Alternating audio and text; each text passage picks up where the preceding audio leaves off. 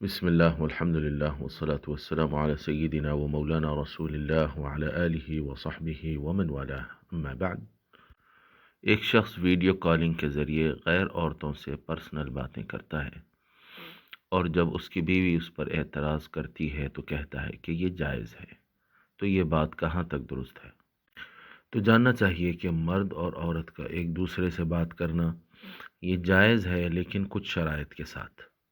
چنانچہ سورہ احزاب کی آیت نمبر 32 یعنی 32 میں اللہ تعالیٰ ارشاد فرماتا ہے، ان اتقیتن، اگر تم پرہیزگار رہنا چاہتی ہو، فلا تخضعن بالقول، نرم لہجے میں بات نہ کیا کرو، فیطمع الذی فی قلبہ مرض، تاکہ جس کے دل میں بیماری ہے کہیں اس کے دل میں لالچ نہ پیدا ہو جائے، وقلن قولا معروفا، اور بھلی اور اچھی بات کیا کرو۔ اب دیکھیے اس آیت کریمہ میں عورتوں کے مردوں سے بات کرنے کے متعلق اللہ رب العزت نے دو شرطیں بیان کی ہیں۔ ایک، کس انداز سے بات کرنا چاہیے اور کون سی بات کرنا چاہیے۔ انداز یہ ہونا چاہیے کہ اس میں لچک نہ ہو، اس میں نرمی نہ ہو، کیونکہ نرم لہجے میں اگر بات کرے گی عورت اور لچکدار انداز سے بات کرے گی تو جن لوگوں کے دل میں بیماری ہے، یعنی تقوی اور پرہیزگاری نہیں، اللہ کا خوف نہیں ہے، جو آسانی سے بہک جا سکتے ہیں، اس طرح کے لوگ برائی کی طرف بہک جا سکتے ہیں۔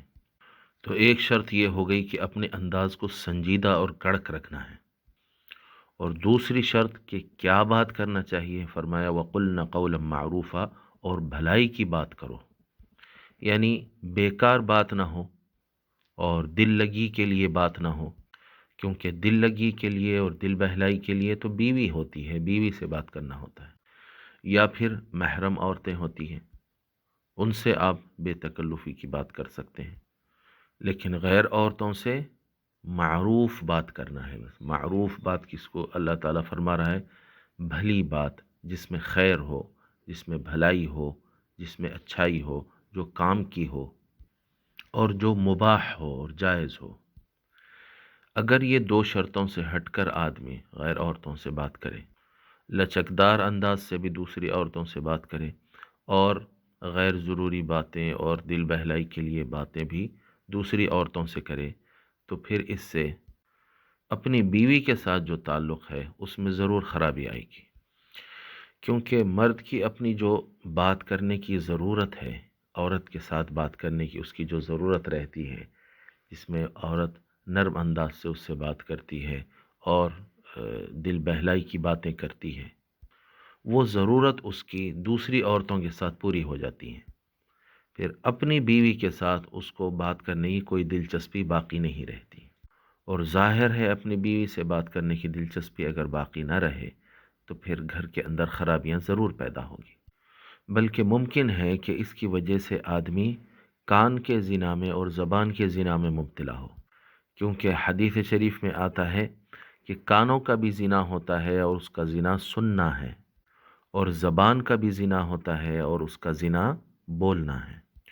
اور آنکھوں کا بھی زنا ہوتا ہے اور آنکھوں کا زنا دیکھنا ہے۔ تو اگر دوسری عورتوں سے بات کرنے میں خدا نخواستہ آدمی کی نگاہوں کی خواہش پوری ہو رہی ہے، یا پھر سماعت کی یا پھر زبان کی بات کرنے میں جو ہے خواہش پوری ہو رہی ہے، تو نعوذ باللہ وہ ان اعضاء کا زنا کر رہا ہوتا ہے۔ تو آدمی پر لازم ہوتا ہے کہ وہ اپنے ان خواہشات کو بھی دوسرے خواہشات کی طرح روکے رکھے، تاکہ ان خواہشوں کو بھی اپنی بیوی کے ساتھ وہ پورا کرے۔ چنانچہ فتاوی شامیہ میں امام شامی رحمۃ اللہ علیہ فرماتے ہیں فَإِنَّا نُجِيزُ الْكَلَامَ مَعَ النِّسَاءِ الْأَجَانِبِ وَمُحَاوَرَتَهُنَّ، ہم غیر عورتوں سے بات کرنے کو جائز قرار دیتے ہیں عند الحاجت الى ذلك، اس کی ضرورت پڑنے پر، اور ضرورت کس کو کہتے ہیں؟ جس کے چھوڑنے میں ضرر ہو، یعنی نقصان ہو۔ اگر اس گفتگو کے چھوڑنے میں نقصان ہے تو آپ ضرور بات کریے، یہ ضروری بات ہے۔ اگر اس کے چھوڑنے میں نقصان نہیں ہے تو یہ ضروری بات نہیں ہے، تو ایسی بات مت کریے۔ اور اسی طرح بیویوں کو بھی چاہیے کہ اگر کوئی مرد کسی عورت سے ضرورت کی اتنی بات کر رہا ہے اور نرم انداز میں نہیں کر رہا ہے، لچکدار انداز میں نہیں کر رہا ہے اور بھلائی کی اور کام کی بات کر رہا ہے، اور اس کی علامت کیا ہے کہ بیوی سے چھپا کے بات کرنا نہیں چاہتا ہو اور زیادہ لمبی بات نہیں کرتا ہو، کیونکہ بیوی سے اگر چھپا کے بات کرنا چاہتا ہے اور بہت طویل باتیں کرتا ہے تو اس کا مطلب یہ ہے کہ وہ شرعی حدود کو پار کر رہا ہے، ورنہ تو وہ چھپنا نہیں چاہتا اور زیادہ طویل بات تو ضرورت کی بات نہیں ہوتی ہے۔ بہرحال ان شرائط کا لحاظ رکھتے ہوئے اگر کوئی آدمی کسی غیر عورت سے بات کر رہا ہے تو اس کی بیوی کو یہ نہیں کرنا چاہیے کہ بہت زیادہ اس کا پیچھا کرے، اس پہ غیر ضروری شک کرے۔ اتنی بات اگر وہ کر لے تو اس میں جو ہے کوئی خرابی نہیں ہے، اس میں کوئی اعتراض نہیں کرنا چاہیے۔ لیکن اگر وہ ان حدوں کو پار کر رہا ہے